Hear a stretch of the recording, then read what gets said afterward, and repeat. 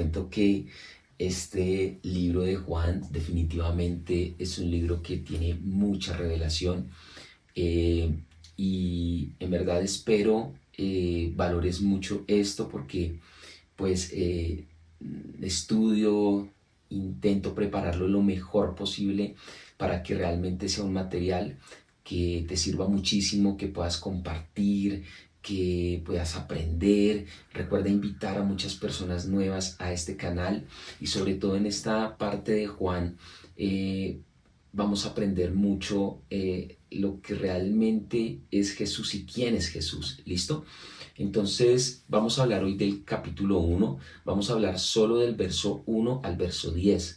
Decidí dividirlo porque hay mucha riqueza en estos versos y quisiera poder extraer muchas cosas para que podamos aprender. Entonces empieza el libro de Juan así. En el principio era el verbo y el verbo era con Dios y el verbo era Dios. Cuando dice en el principio es la misma palabra que se utiliza en Génesis capítulo 1, verso 1. Cuando tú ves en el principio, ¿sí?, de Génesis 1:1, vas a comprender que es el mismo significado de la palabra que está trayendo Juan aquí a este lugar. Era el verbo. Esto quiere resaltar la eternidad de nuestro Señor Jesucristo.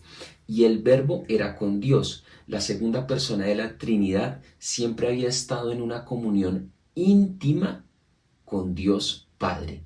Eran íntimos. Por eso nuestro Señor Jesucristo, cuando está en la cruz, mira al cielo y dice, ¿por qué me has abandonado? ¿Sí? Porque nunca se había separado del Padre.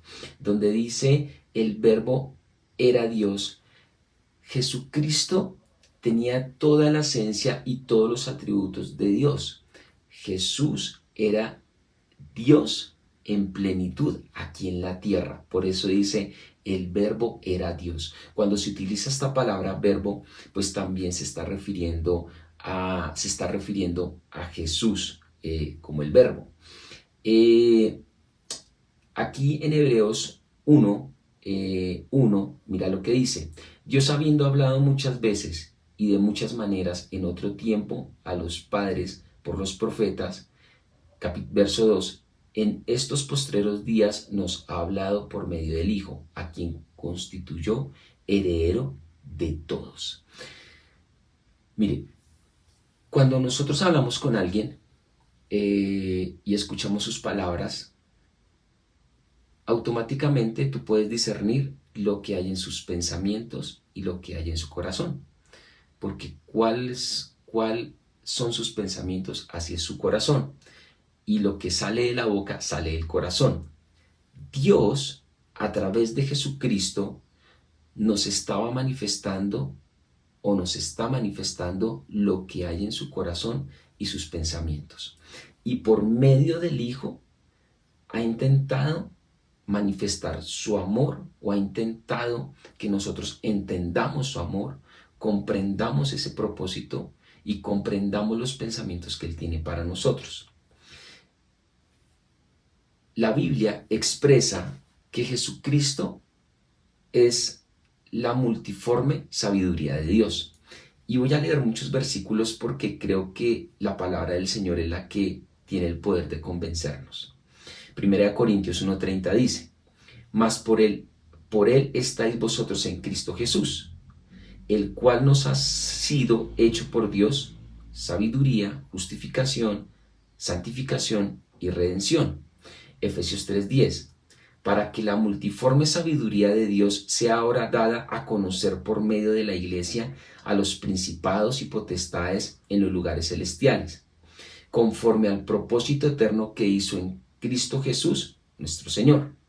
Colosenses 2:2, para que sean consoladas sus corazones, unidos en amor hasta alcanzar todas las riquezas de pleno entendimiento, a fin de conocer el misterio de Dios, el Padre y de Cristo, a quien están escondidos todos los tesoros de la sabiduría y del conocimiento. Cuando nosotros vemos la vida de Jesucristo, podemos comprender y entender todos los pensamientos de Dios y lo que hay en su corazón para con nosotros. Y lo que acabamos de soportar en la palabra. Ahora volvamos a Juan capítulo 1. Vamos al verso 2. Este era el principio con Dios.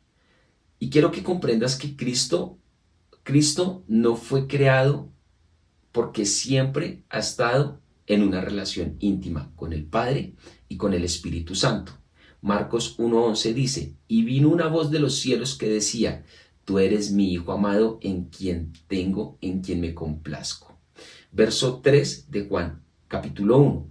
Todas las cosas por él fueron hechas, y sin él nada de lo que ha sido hecho, fue hecho. Colosenses 1:16 dice, porque en él fueron creadas todas las cosas. ¿En quién? En Jesús.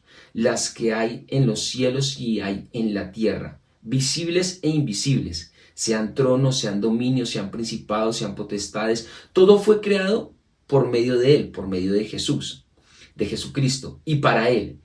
Y él es antes de todas las cosas en él subsisten. Hebreos 1:22. En estos postreros días nos ha hablado por el Hijo, a quien constituyó heredero de todo y por quien asimismo hizo el universo. Esto me da a entender que el mundo fue creado por medio de Jesucristo, ¿cierto? Y por medio de Jesucristo ahora el mundo es sustentado. O sea que Jesucristo tiene una relación directa con el mundo, con la creación de Dios. Esto es bien bonito lo que estamos estudiando hoy. El verso 4 dice, en él está la vida y la vida era la luz de los hombres. Mire, la vida verdadera y genuina se personifican en Jesús. Su vida es la luz para el mundo, es decir, la verdad, el propósito y el poder de Dios se pone a disposición para cada uno de nosotros por medio de la fe en Jesucristo. Escucha muy bien. Mira, escucha muy bien esto. La verdad, el propósito y el poder de Dios se ponen a disposición para nosotros por medio de nuestra fe en Jesucristo. Juan 3:15 dice, para que todo aquel que en él crea no se pierda, mas tenga vida eterna. Juan 17:3 dice, y esta es la vida eterna, que conozcan a ti, el único Dios verdadero, y a Jesucristo a quien has enviado.